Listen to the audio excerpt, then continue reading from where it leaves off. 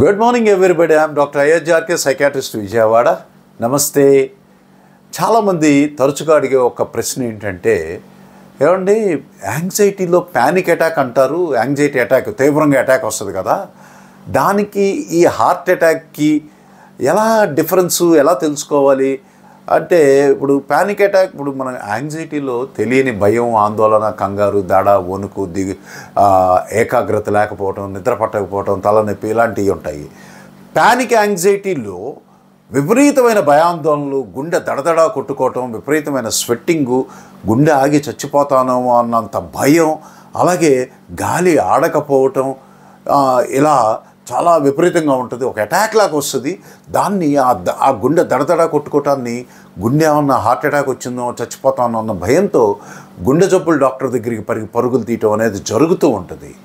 అయితే హార్ట్ అటాక్లో కొంత యాంగ్జైటీ, ఆ గుండె నొప్పి వల్ల కొంత ఏమన్నా కంగారు పడే ఇది ఉంటుందేమో, కానీ ఇంత విపరీతమైన ప్యానిక్ అటాక్ ఉండదు. రెండోది, అప్పటికీ కూడా డౌట్ ఉంటే మనం ఈసీజీ, ట్రోపోనిన్ టెస్టు అని ఒక 2 చిన్న టెస్టులు చేసుకుంటే గుండెకి సంబంధించి ఏమీ లేదు అని నిర్ధారించుకున్నాక మానసిక వైద్యుడి దగ్గర ఈ యాంగ్జైటీకి, ప్యానిక్ అటాక్స్కి వైద్య చికిత్స చేయించుకుంటే త్వరితంగా సత్వరమే మంచి ఫలితాలను పొందవచ్చు. Thank you. నమస్తే.